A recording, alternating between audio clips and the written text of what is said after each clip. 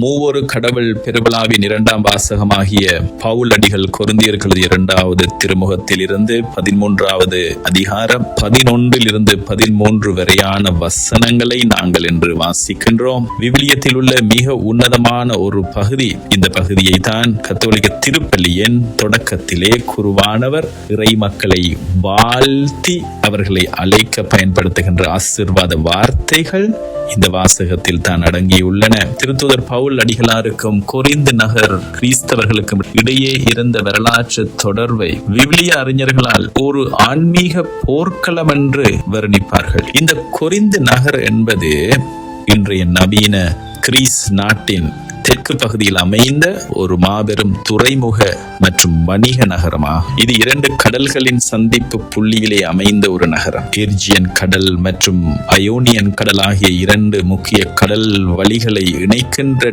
நிலப்பகுதியில் அமைந்துள்ளது. இதனால் உலகெங்கிலும் உள்ள வணிகர்கள், மாலுமிகள், வீரர்கள், படித்தவர்கள் என பல்வேறு கலாச்சார மக்கள் கூடுகின்ற இடமாக அது அந்த காலத்திலே விளங்கியது.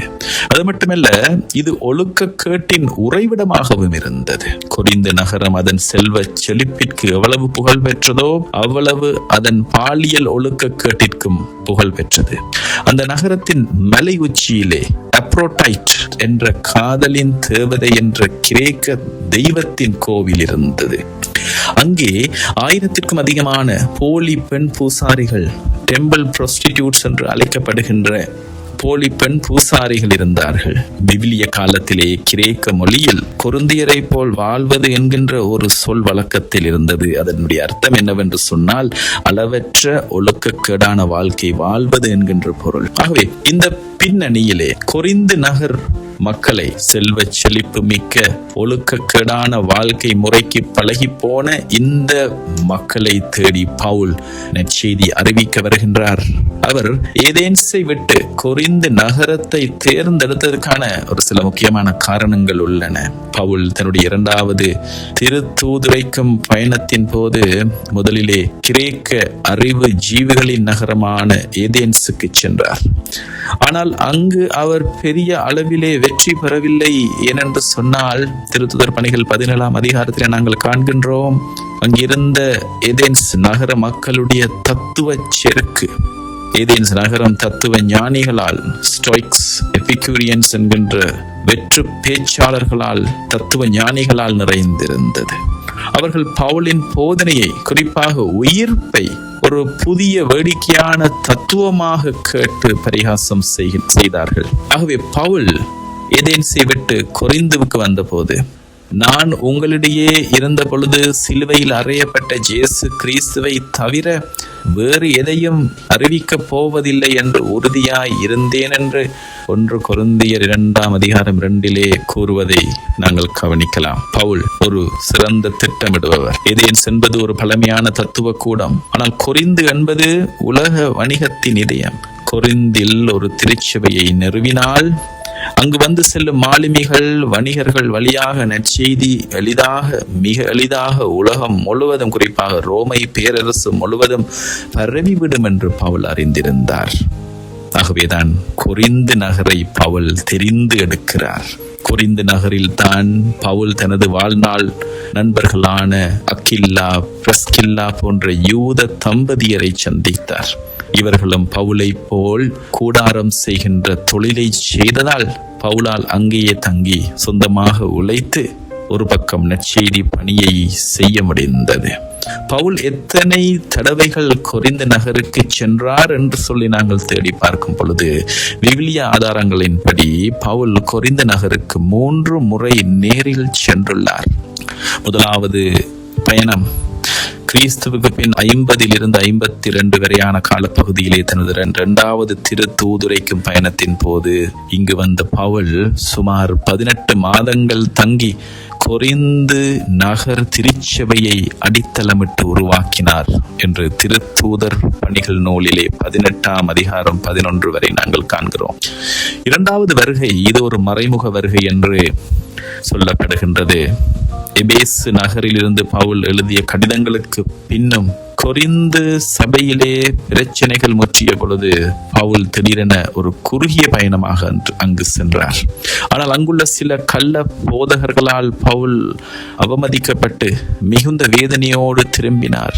விவிலிய அறிஞர்கள் இதனை துயரார்ந்த வருகை என்று அழைப்பர். 2 கொரிந்தியர் 2:1 13ஆம் அதிகாரம் 2 இதை பற்றி அவர் பேசுகின்றார். 3வது வருகையாக கிறிஸ்துவுக்கு பின் 56 57 ஆண்டுகளிலே நிலைமைகள் சீரான பிறகு பவுல் இந்த 3வது முறையாக அங்கு சென்று 3 மாதங்கள் தங்கியிருந்தார். திருத்தூதர் பணிகள் 20ஆம் அதிகாரம் 2-3 வரை இதற்கான ஆதாரத்தை நாங்கள் காண்கிறோம். இந்த அமைதியான சூழலில் கொரிந்து நகரில் இருந்து பவுல் தனது புகழ் பெற்ற ரோமியருக்கு எழுதிய திருமுகத்தை எழுதுகிறார். பவுல் கொரிந்தியருக்காக எத்தனை கடிதங்களை எழுதினார் என்று சொல்லி நாங்கள் தேடி பார்க்கும் பொழுது நமது விவிலியத்திலே 1 கொரிந்தியர் 2 கொரிந்தியர் என்று 2 கடிதங்கள் மட்டுமே உள்ளன.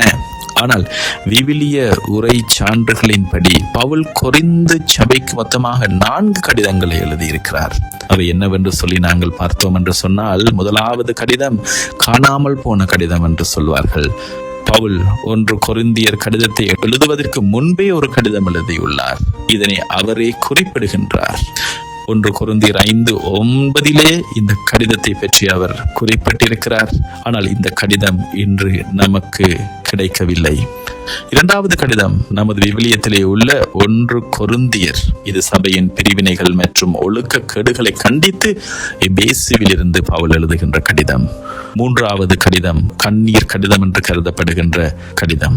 தனது 2வது துயரார்ந்த வருகைக்கு பின் பவுல் மிகுந்த மனவேதனையோடும் கண்ணீரோடும் ஒரு கடுமையான கடிதத்தை எழுதி அவருடைய சீடர் தீத்து என்று அழைக்கப்படுகின்ற டைட்டஸ் வழியாக அனுப்பினார். 2 கொரிந்தியர் 2ஆம் அதிகாரம் 3:4-7-8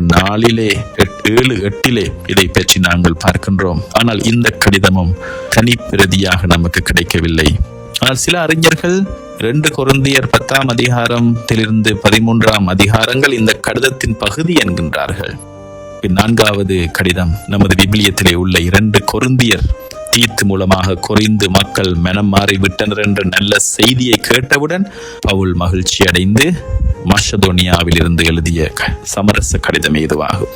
அவை கொரிந்து திருச்சபை என்பது பவுலுக்கு பெரும் சவாலாக இருந்த ஒரு திருச்சபை. பவுல் ஏதேன்ஸின் மேட்டிமை தத்துவத்தை விட்டு கொரிந்து என்ற யதார்த்தமான ஆனால் பாவங்கள் நிறைந்த துறைமுக நகரை தேர்ந்தெடுத்து அங்குள்ள மக்கள் பாவம் செய்த பொழுதும் அவர் அவர்களை கைவிடாமல் 3 முறை நேரில் சென்றும் 4 கடிதங்களை எழுதியும் அவர்களை வழிநடத்தினார்.